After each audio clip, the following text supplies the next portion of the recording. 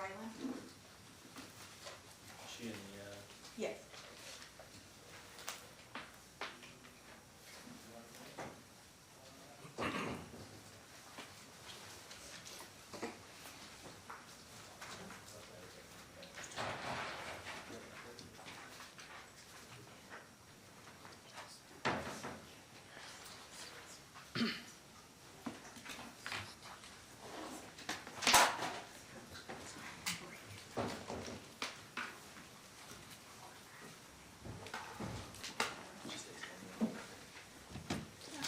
If you'll just raise your right hand and put before you. You do solemnly swear that the testimony you are about to provide in this action shall be the truth, the whole truth, and nothing but the truth. So help you God. I do. Thank you very much. Thank you, ma'am. Go ahead and have a seat. If you could state your name and spell it for the record, please. Detective Jesse Ryland, Jesse. Last name is Ryland, Ryland. Thank you. Ms. Asher, whenever you're ready. Thank you, Your Honor. Court indulgence.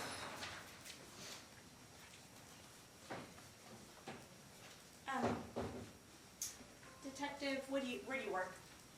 I currently work for Las Vegas Metro Police Department. And what do you do there? I'm a detective with the homicide section. And do you also do, as part of your assignment, sexual assaults? I previously was a sexual assault detective, Oh, yes. okay. So now you're just doing homicides? Yes. Okay. How long were you a sexual assault detective? A little over 7 years, And how long have you been with Metro? 16 years. Were you working as a sexual assault detective on May 13th of 2021? I was. At that time, were you assigned as the lead to a case involving Jacqueline Rodriguez? Yes, ma'am. And what was the nature of that case? It was a sexual assault call. Thank you. Now, can you explain a little bit as the lead what your role is in this case? Generally, when a call comes in and you are the primary detective on the call, your primary responsibility is to make contact with the victim. So I would be interviewing the victim and then delegating the rest of my team, which would be squad mates, to interview witnesses and things like that. Interview witnesses, collect video, respond out to the scene. As the primary detective, once I've interviewed the victim, I would prepare search warrants if applicable, and if there's any arrest paperwork to be done, that would be my responsibility as well. And in the 7 years that you were on the sexual assault team, about how many cases were you assigned to? I would say over 100. Is that a ballpark figure? It's definitely a Okay. ballpark.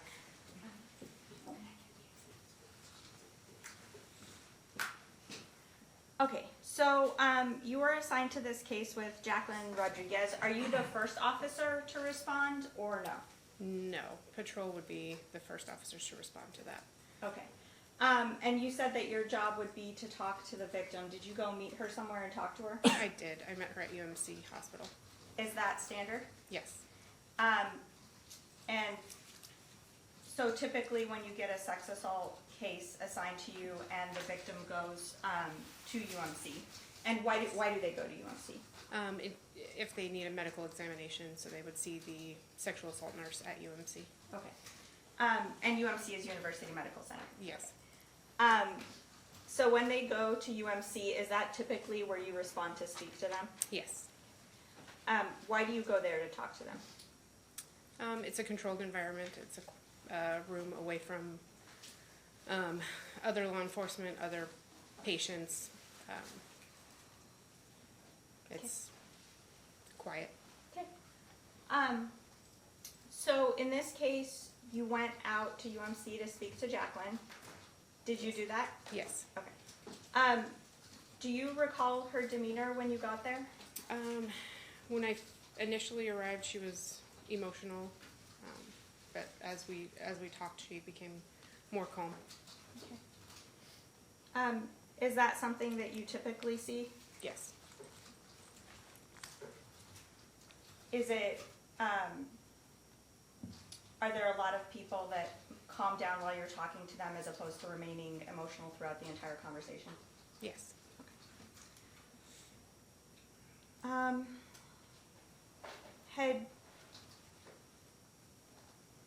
pardon me. Okay. So,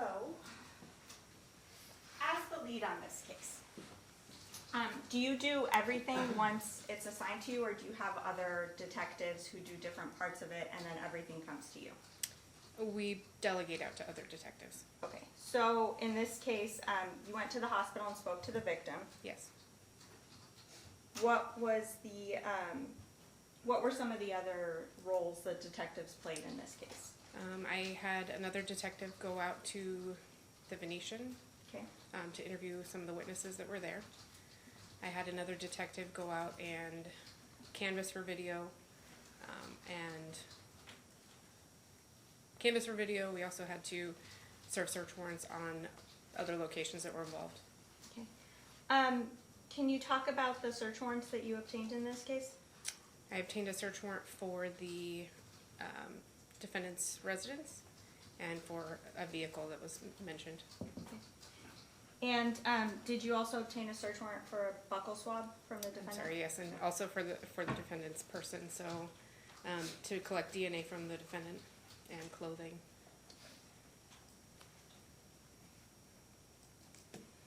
Now, when you were talking to the victim at UMC, did the totality of the investigation that had been completed up to that point constitute the basis for the search warrants? Yes. Okay. And did she indicate to you that this attack had happened at 470 East Naples? If you recall. She was not able to tell where the exact location was at that time. Okay, so that's something that you guys learned through investigating later? Yes. Okay.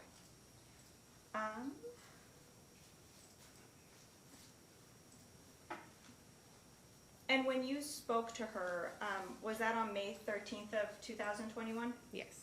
Was that at about 10 a.m.? Yes. So it would have been a few hours after this all happened. Yes.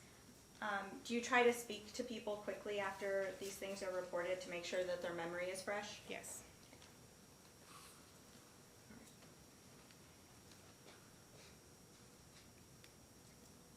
Now, when you were talking to her, strike that. At some point, were you able to get her cell phone from her?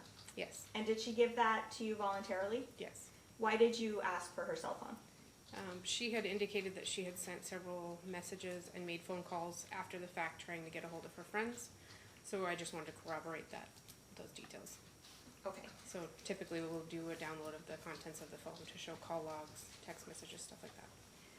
When she gives you her cell phone, do you do that download yourself or does someone else do it? I do not. Okay. Do you know who does? It's our digital forensics lab detectives. And so was the phone submitted to the digital forensics lab detectives? Yes. Yes.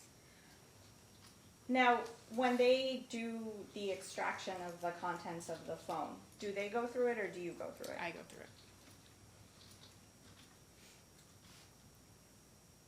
Did you go through the contents of the phone that you received in this case? I did. I want to talk to you a little bit about that.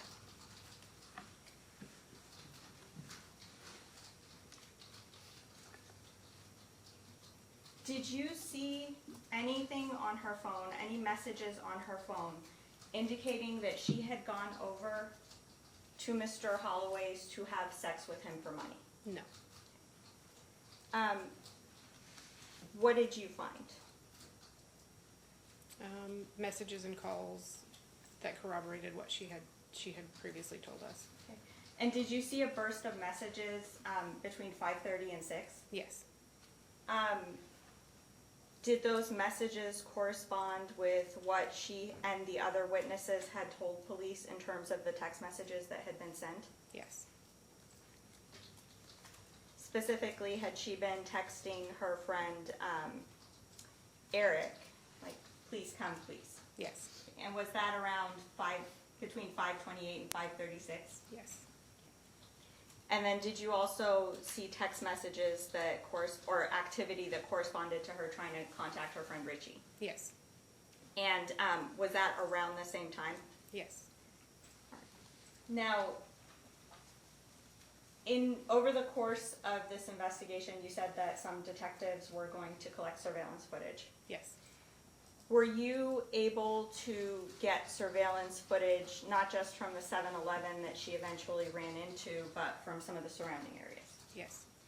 And did you view surveillance footage from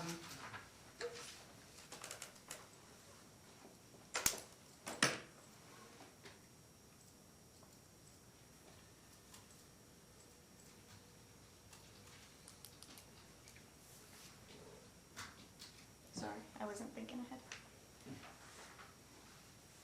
I'm sorry, which number is it?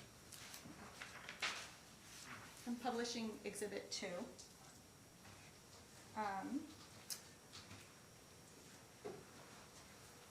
Did you view surveillance footage of her walking at near the 7-Eleven at 4501 Paradise Road? Yes. And specifically, was she walking on nearby Naples Road near a club called Piranhas? Yes. And was that at about 5:31, 5:32 a.m.? Yes. Did that correspond to the time that she was sending the text messages to her friends? Yes. So fair to say that she had gotten herself out of whatever situation she was in and was on the street and trying to get to safety when she sent those messages? Yes.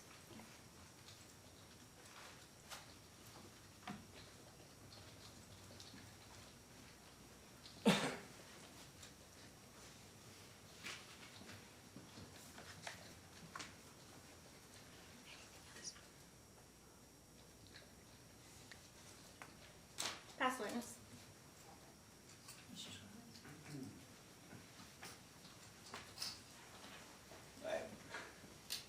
Good afternoon, Detective. I just have a couple questions. I won't be very long. I just wanted to touch on a couple of things that were brought up. You said that you reviewed the phone extraction from her phone. Yes. And that the text messages corroborated what she had told you about her texting, correct? Yes. But that was corroboration that she had been texting to her friends, Eric and... Eric, Richie, and Jamar. Right. And none of those texts said, "I'm having sex for money," correct? That's No. what she said. Did any of those texts say, "I'm being raped"? No. Did those texts say, "I've been beaten"? One of them said something to that effect, yes. Okay. Were there any indication, on the extraction, did you just get the text messages or the call logs? Call logs as well.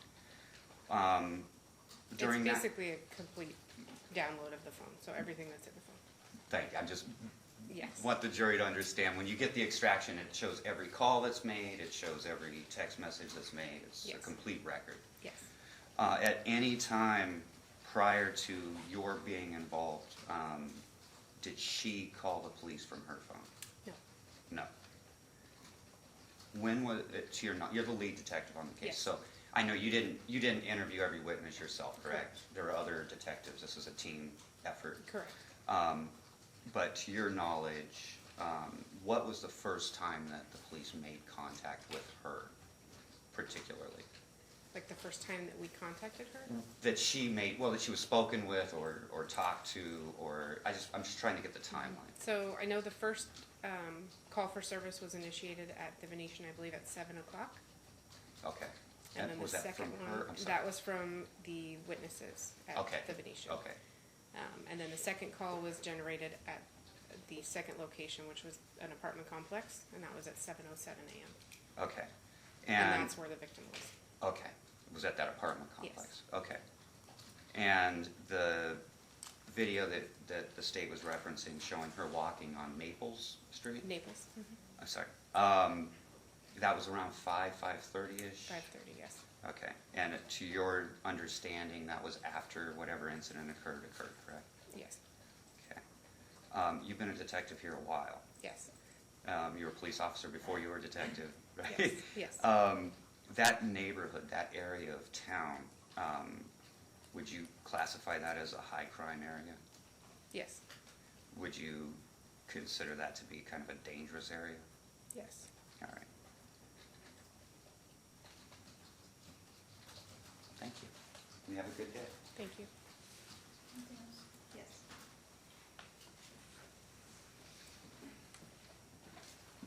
I just want to clarify a couple things. One is this phone that Jacqueline gave you, was that a white iPhone X? Yes. Okay. In terms of the timeline, you were able to find video of her video of her walking around 5:30, right? And that was close to the 7-Eleven. Yes. Fair to say that around 5:55 in the morning, 6 p.m., she's at the 7-Eleven. Yes. Okay, so around like 5:30 she's walking, just before 6 she's at the 7-Eleven, and then 7:07 she's in this apartment making a call for service, or Yes. there's a call from service. Yes. For service. Did that timeline make sense given the story that she had told you in the hospital? Yes. And Mr. Scroggins asked you if this was a dangerous high crime area, and you said yes. Given that, is it weird that she would be trying to get herself inside? No.